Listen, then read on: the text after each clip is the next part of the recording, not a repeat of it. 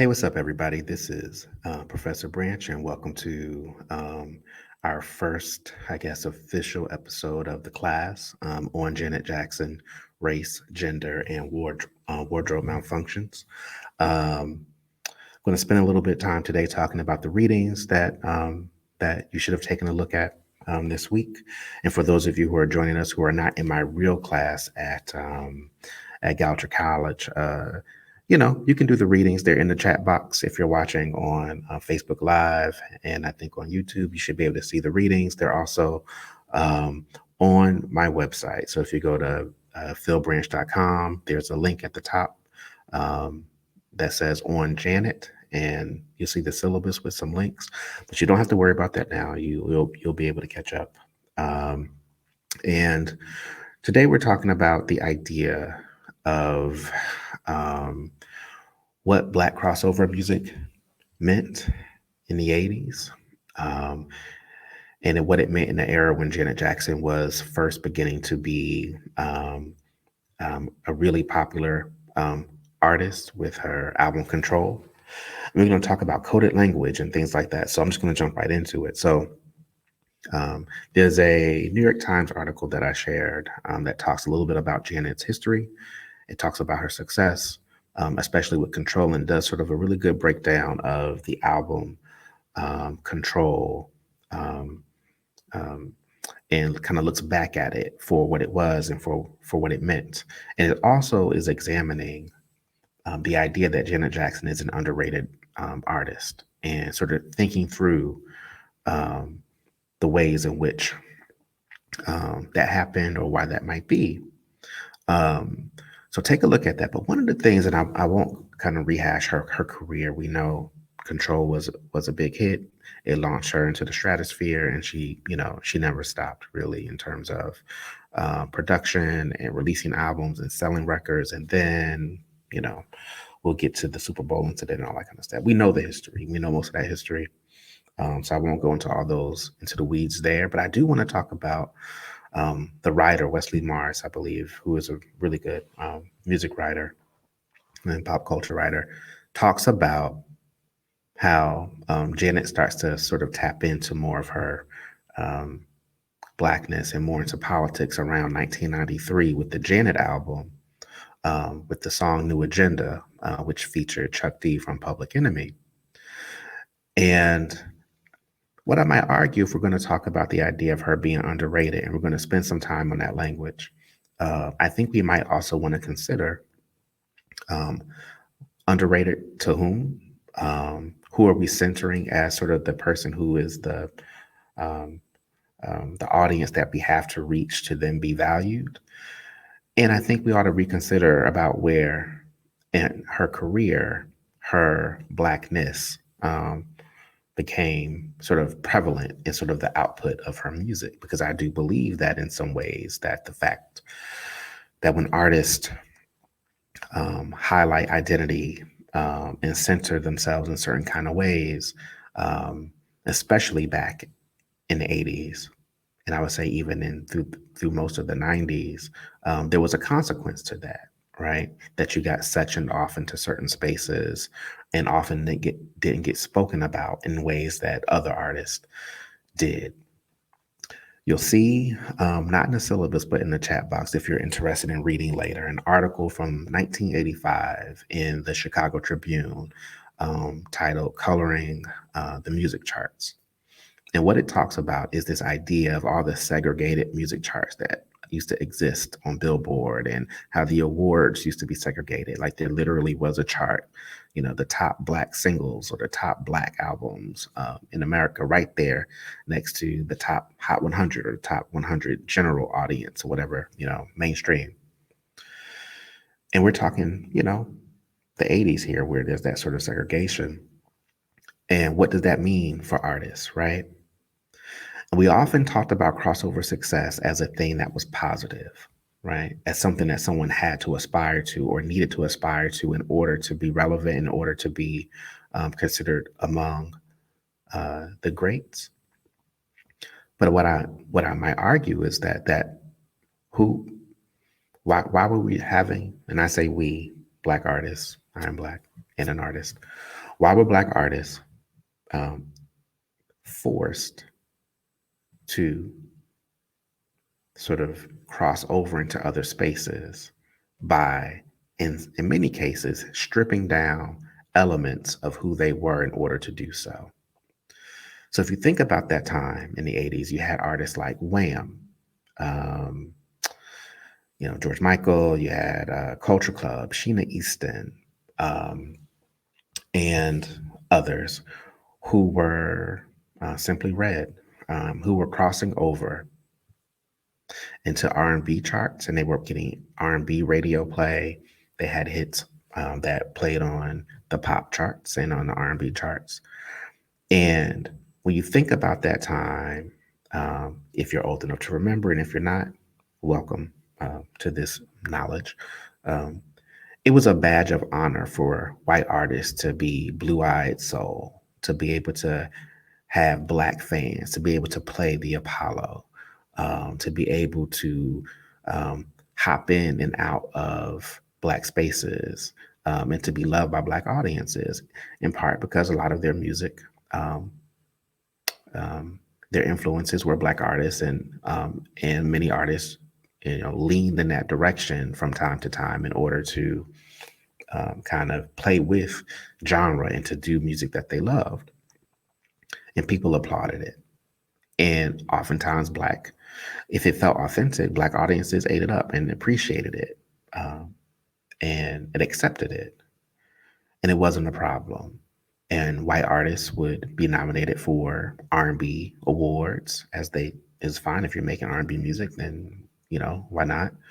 Um, but on the converse, when you looked at Black artists, they weren't always met with the same sort of um, response when their music was put into places where the audience was not necessarily Black. And it's funny because what happened for white artists was that they added on, in many cases, layers to their music, things that they maybe didn't necessarily normally do in order to build new audiences. And a lot of those layers were rooted in sort of Black music traditions. I'm going to say plural because there's so many ways and so many different sounds within Black music. But they put those things on and were successful, many of them. But those same things that white artists were putting on to be more successful, record executives and radio stations were asking Black artists to take those same things out of their artistry in order to be successful. So at that period in the 80s, you're seeing Black artists are crossing over into the pop charts, doing sort of um, not not so much lighthearted, so poppy that it doesn't have any kind of rhythm to it at all, but they certainly were not doing the same riffs that they might have been doing in the 70s on some of their hits. And some of that is that the time changes and the sound of soul music and different types of music change in that decade of the 80s. But it also, I think, / no, was, hey, we're going to give you a budget. And I know you can do these riffs, and I know you can sing and collapse your lung, doing runs. But we're not going to put you on this mainstream radio station. We're not going to give you a mainstream budget while you do that. We need you to tone that down. So we see an era of, let's say, Patti LaBelle, who can sing, have her new attitude era, Stir It Up, and all great songs, but a different vibe. And we see the success that she has. The duet with Michael McDonald, we see that success. You see that stripping down. Lionel Richie is another good example of that. The Commodores, a very soulful group, beloved by R&B audiences, and we see Lionel Richie, who continued to have much success, even greater success as a solo artist, and still had fans of all stripes. But there was a period when Lionel Richie was considered a sellout. People didn't appreciate sort of his watered down. I'm just stripped down 80s sound that was really poppy and bouncy and all that. Um, People didn't always appreciate that because they knew that that wasn't his vibe before, and it felt calculated. It didn't feel like it was for the audience that helped make him Lionel Richie, and people resented that. And then we see that again with Whitney Houston, and right from the beginning with her. We know now because we didn't know then. She was a new artist. We knew she could sing, but we didn't know how the depths of sort of her soul and sort of the gospel choir sort of tradition that was in her voice that came to her so naturally, because none of that was there when they were presenting her to the world when she was first being marketed.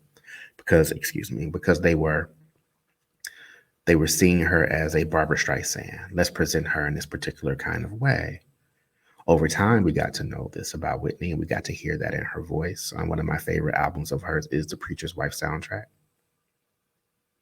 where she's singing gospel, and you can tell that she's enjoying what she's doing. But for her, they watered her down, right? The runs that they take from her, they allow other artists to do those riffs who are white, and it's applauded, right? And then you find Whitney, maybe with like by her second album, getting booed at the second or third, getting booed at the Soul Train Awards, I think, because people just didn't appreciate that. So it didn't quite work the same way for white and black artists, right? And it's of the tradition, white artists and white identified things can be wherever they want to be. They can place themselves, insert themselves, co-opt, and be wherever they want to be. That is not usually the case. Specifically, and I'm going to talk about music. I'll try not to take this too far outside of music, but it's the real world, so we got to talk about it. I mean, the class has the word race in it. Let me remind you. Let me pull up the little thing. Race.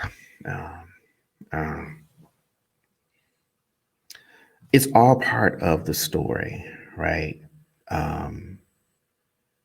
Why? What is crossover? When you really think about it, it's one thing if you just have a song that everybody loves and just jumps in on, right? Which is possible, which happens all the time. It's another thing to say white people aren't going to like you if you don't do this, so don't do this if you want to make this money.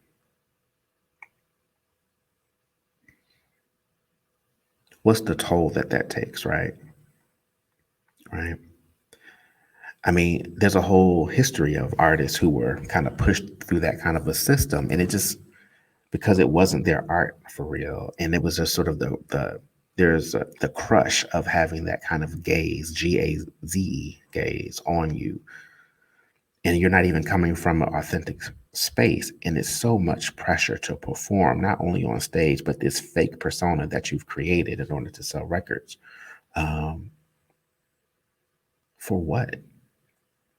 And it's always been really strange to me, this notion of stripping down to get more mainstream success. Because if you look at the tradition of music in this country, a lot of what we consider to be pop music, traditional American music, has its roots in Black culture. So I'm not quite sure why Black artists have to change themselves when what they do is at the root of much of what we hear on the radio, right? And I worked in marketing, and there's a lot of coded language in marketing. I think I've mentioned that before. And this idea of not saying exactly what you mean. I'm going to plug in my computer. I'll be right back. Of not saying exactly what you mean. You want to talk about a Black audience, you use the word urban. But what does urban mean, right? When you think about that, that could be anybody. Say what you mean. Soccer mom, say what you mean. You mean white women of a certain age with two small white children in the minivan. That's what you mean. Um, so, what is the consequence of always centering one thing as sort of the mainstream route, as the route that is valuable, and then getting everybody else, no matter whether it be race or gender or class or any other kind of identity, sexuality, sexual orientation, to get everybody to fit into this one stream? It's not healthy. It does not make sense. Um, and then you take from all those different spaces, right? You're plucking all the brilliance from all these separate sort of unique worlds. You're plucking the brilliance from it, and then you're using it and you're commodifying it in ways that by the time you're done with it, it almost doesn't look recognizable. It almost looks like um, a whole new thing, a whole new genre of music, but because it's so watered down, so stripped down. Um, so what do you have left after you do that, right? So Janet Jackson is coming to prominence at a period in which there's still sort of this segregation. And I know it's kind of hard to, I'm trying to kind of lay this groundwork for like my students who might be listening, where you can grow up in a world where there can be a Beyonce and a Rihanna um, at the same time, and they can do the things that they're doing, right? Um, that wasn't always the case. It was just um, Janet in terms of Black women doing, I'm going to say, pop music, R&B music geared towards um, um, sort of a mainstream audience, but really it was Black music. Jimmy Jam and Terry Lewis produced an album that was firmly rooted in Black music traditions of the time, and she's filling stadiums with that, right? She didn't release an album that could have been performed by anybody, right? Like you couldn't have given that album to Tiffany or Debbie Gibson or any pop artist. This was a record that could only be performed by someone who understood and someone who had that, had that vibe, understood the culture, who could really get in the pocket with that, right? It wasn't some watered down version of soul that was intended to almost look unrecognizable so that we can sell, so that they could sell records to, I say we, like I was in the marketing team, so that they could sell records to 13-year-olds um, at the mall. That's significant. She was young, 20 something years old, 20 ish, breaking through at a time where that was not happening. And you had Tina Turner, who had already been a star before, um, who was also breaking through at that time. And Tina's doing pop music that has heavy influences of rock, right? Which automatically, in some ways, once they let her in, opens the door for her to have that mainstream sort of window. She still had to fight for it. We've seen the movie, we've read the book, we know her story. She still had to fight for it. As brilliant as she is, she still had to fight. But for somebody not doing something in sort of the rock music tradition, someone doing something that was heavily influenced by R&B and funk, to release an album that was so well received, was important. It started to really blur some of the lines. And you begin to question, who would artists have been if they had been free to create the work that they um, wanted to create? And at what point, and in what ways do we start to have discussions around ownership and authorship about arts, and where We can show up as artists, whoever you are, and kind of present the work that you wish to present.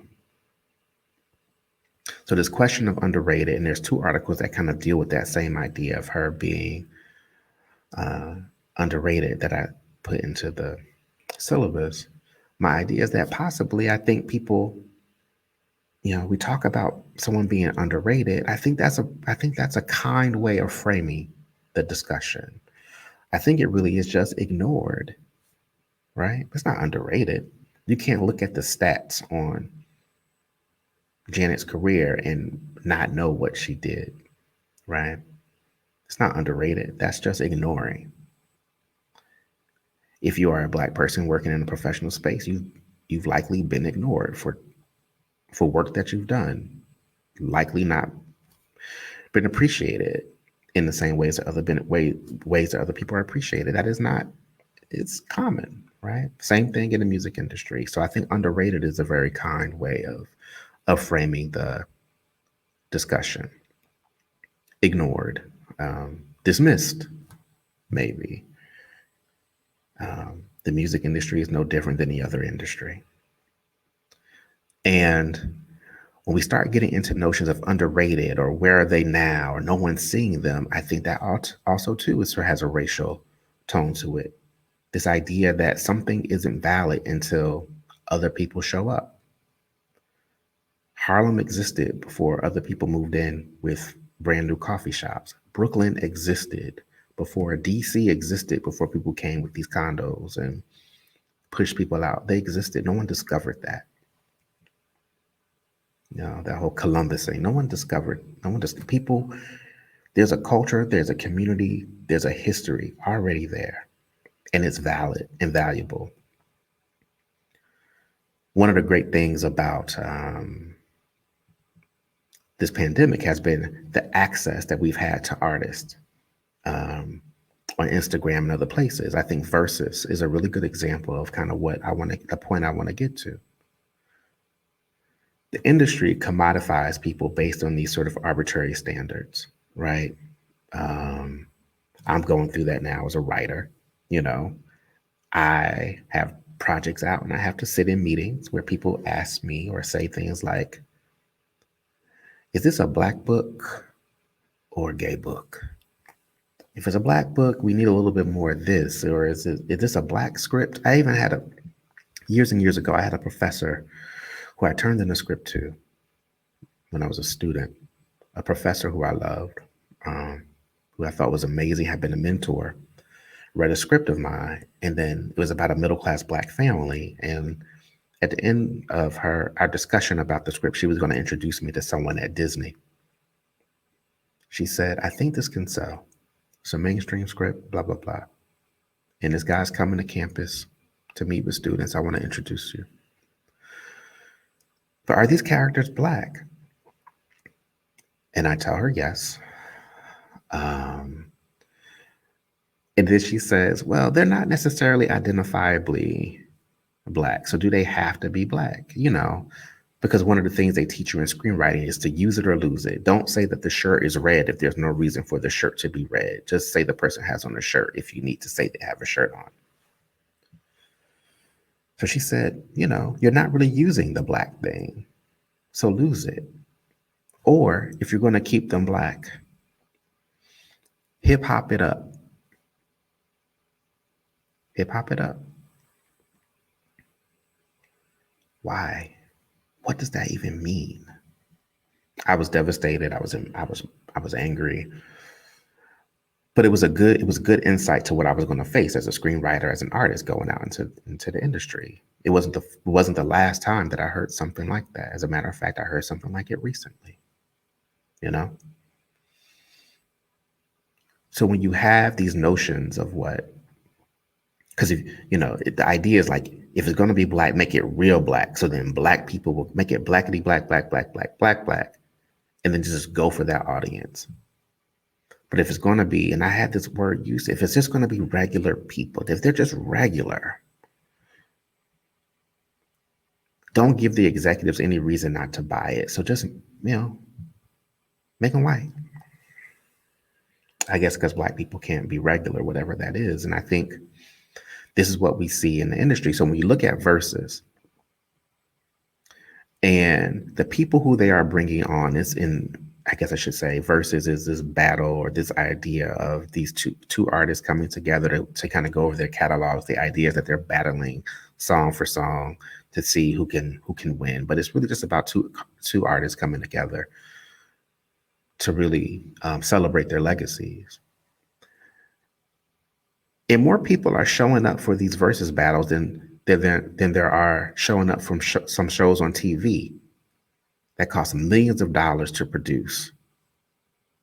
More people are showing up for verses in their homes to watch Brandy and Monica, Jill Scott and Erica, right? Keisha Cole and Ashanti, right? People are showing up for that by the millions. For artists that if they were to go into a meeting in Hollywood, there's a good chance, wherever they are, there's a good chance that they would have to fight for some sort of recognition, fight to get the meeting, fight to get heard, fight to get the deal, because they aren't seen as valuable, because certain people aren't necessarily interested in them. The great thing about technology and having access to data and knowing real numbers, who's tuning in. You know, Ashanti hasn't had a mainstream, let's say, big hit album or song in a very, very long time. Easily 500,000 people showed up to watch her talk and play her records live. Not to mention another 500,000 to 1 million who watched it later. That's economic and industry power. A power that the industry might make an Ashanti believe that she does not have. Right? And she crossed over. She was on the pop charts, but she's not on their list. Brandy was a superstar.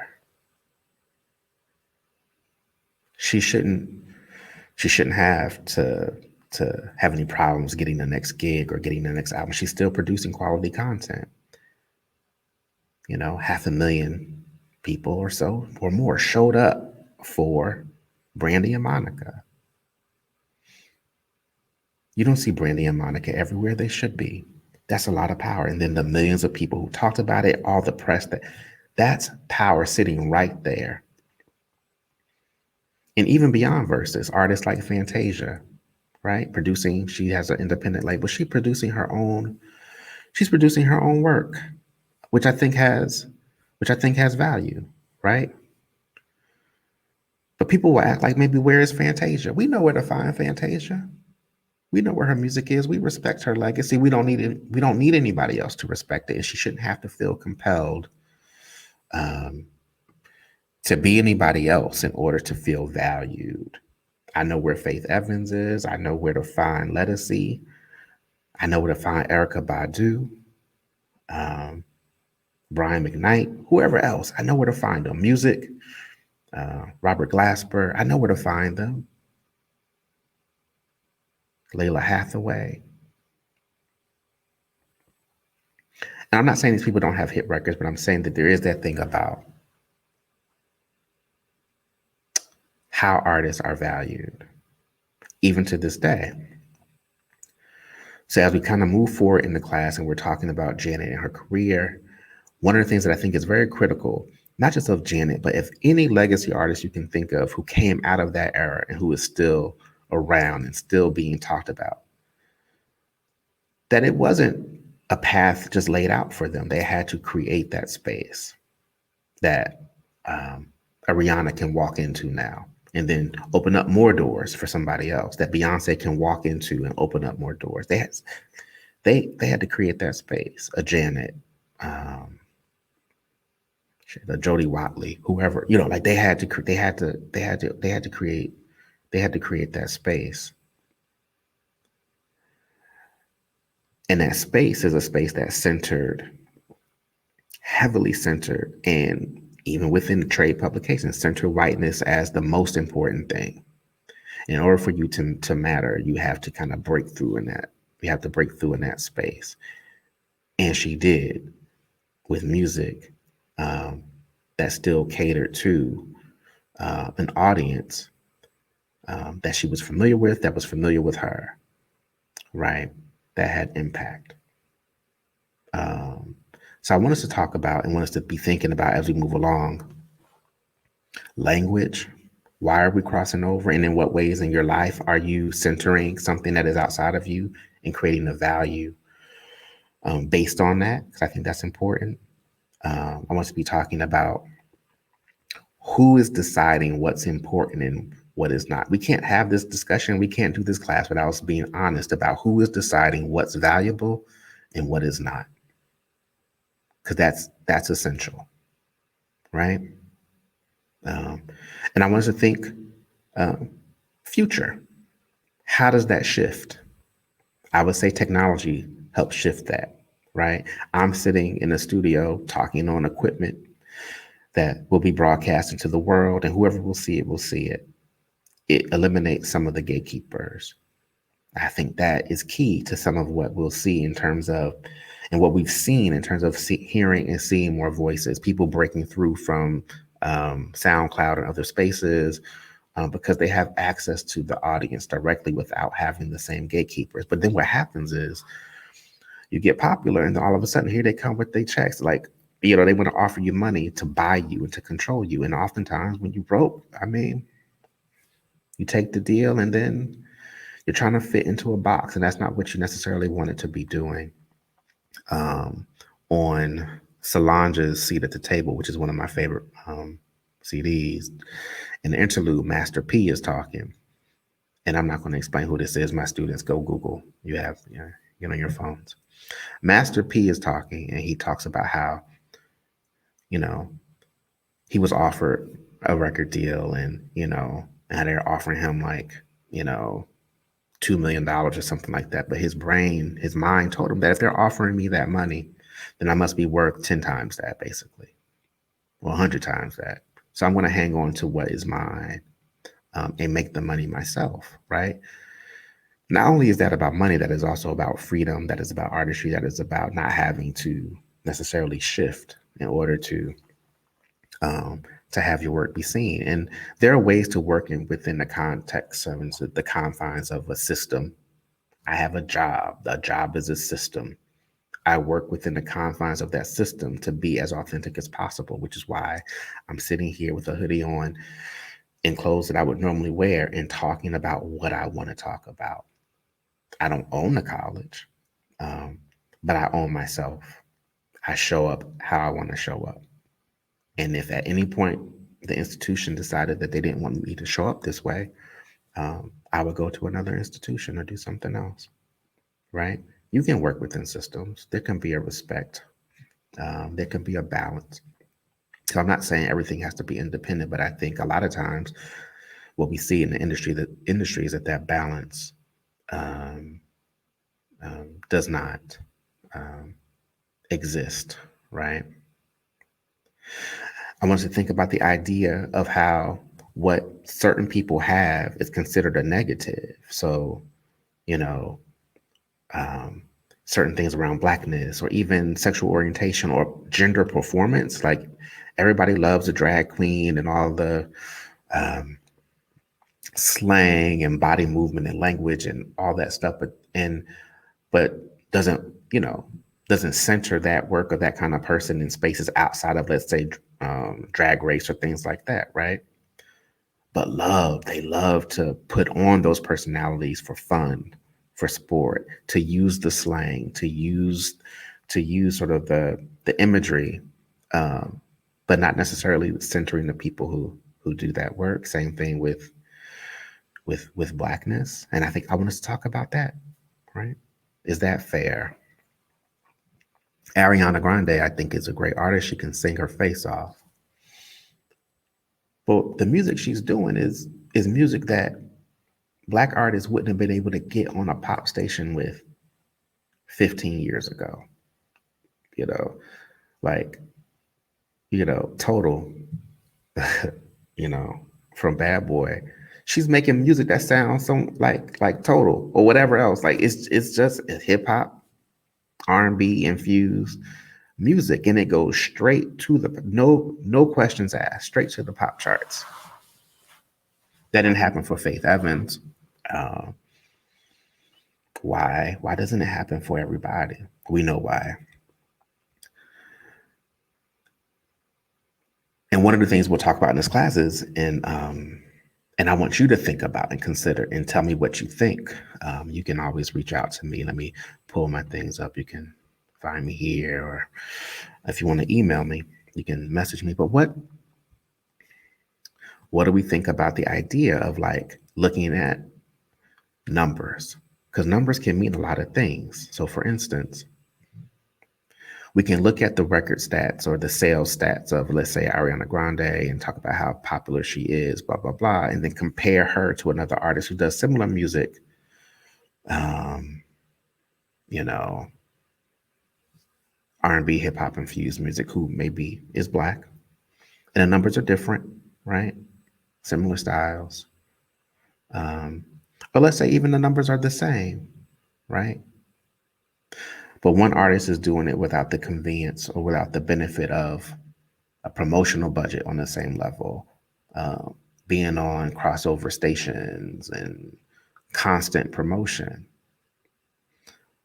And it goes to that same notion of like doing double the work to sometimes only get half of the results for compensation or whatever it may be. Um, is it all equitable? And it's not necessarily the artist responsibility, but we're looking at sort of an industry that has created a space where it basically just mines, spaces for others' creativities and then finds ways to commodify it. Um, and looking at crossover, it's amazing to think about it now, but artists like Will Smith and Salt and Pepper, who are regarded as legends and icons, Salt and Pepper just had that movie on Lifetime. At one point, Black audiences, understandably, and I'll explain why I think it's understandable, were rejecting them because they were being welcomed on the pop charts, right? They were having to prove their authenticity. And I think a lot of that comes from the idea we become protective of spaces, right? You become an originator of a culture, something is of you, and then you start to see people chipping away at that. And you almost feel like you're losing part of your own identity when you see it get chipped away and taken. And I think instead of being resentful at the industry, a lot of us, when in the 80s and early 90s, focused our resentment on the artists. And what I can understand now as an adult is that those artists were under an immense amount of pressure um, to find ways to survive in an industry that wasn't necessarily meant for them to succeed. So, from a historical perspective, I just want to say more than what Janet did on the charts, right? Because you can just look at those numbers, seven number ones, and that doesn't really mean anything. What I want you to know is that the charts, radio, um, labels, all of it was segregated openly. And looking back, if you weren't sort of aware of what was happening, or if you're not old enough to sort of know that time frame, it just looks like she was talented, so she became a star. It's not that easy. We're talking about a Black woman doing Black music, became very, very popular in an era where other Black artists were being asked to sound like Barry Manilow in order um, to achieve a success. And I like Barry Manilow, but I'm just making a point here. That's important to kind of think through.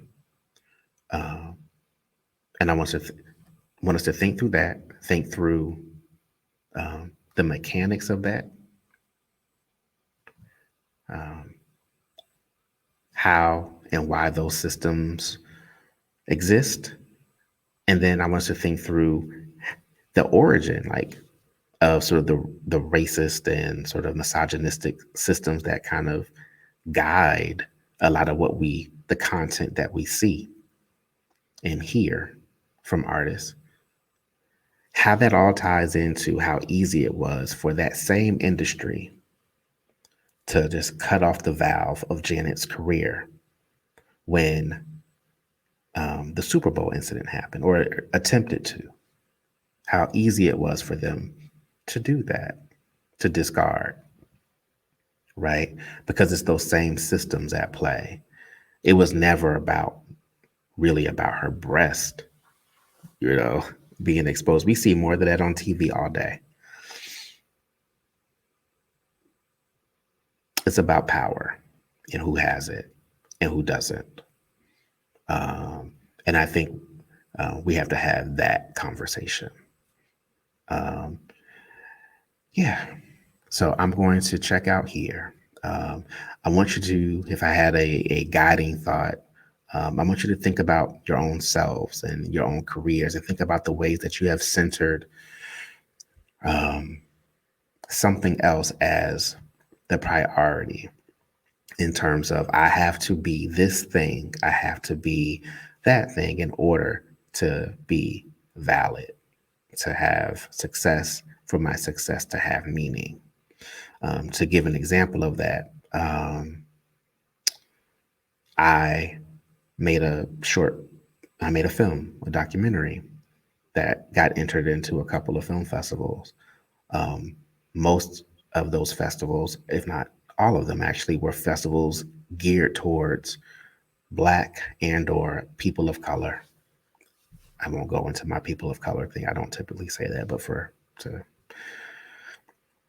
Black audiences, for Black filmmakers, and I'm very proud of that. Proud um, um, to have had that experience. I didn't center Sundance or any other festival as if I don't get those, then it doesn't matter. Now, I would love to be in Sundance because I think what they do and the work that they put out is amazing and the work that they recognize is amazing. But I was good with the people who saw me because I made the work for people like them. And if other people enjoy it, I think it's important because I think it is indeed universal if people are willing to sit through it and to feel what they have to feel to explore the work that I was exploring in the film. But I did not center somebody else in order to feel valuable. But we often do, right? Especially in the arts, because the money, I don't want to get sued. I won't say where the money, resides, but where the money is, where the resources are often are someplace with somebody who doesn't look like you, who is telling you who to be without any knowledge of or any concern with who you are. So, what does that mean for how we function as professionals? What does it mean? It doesn't matter what profession you're in, and then what does it mean to how we function as an audience when we are consuming content and judging content and discussing content? Are we really understanding our role? Because we're complicit. They make what we buy. Are we thoughtful enough about um, um, what we buy, what we present, what we share? I would say even as a Black media owner, maybe your record label or radio station, are you being as equally segregated as a white radio station or a mainstream radio station where you're not playing Black rock artists or Black indie artists who are not doing music that some narrow-minded person in marketing has decided is Black music? Um, and if you are doing that, why? And what's the root of that? It's money, typically. But how do we break free of that, or can we? Is it just something that has to exist? I don't think so, but it's a question. So thanks for listening, guys. We'll pick up this conversation next week, and we're going to move on to the next readings, which I don't have right in front of me, but you have the syllabus on um, philbranch.com and on janetclass.com. You can take a look at it. Please continue to send me questions, and you can put questions or comments in the chat box after this is over. I can still see them and respond. And thanks for listening. This is fun. I enjoy this, and I will see you again in a week. All right, guys, take care. Bye.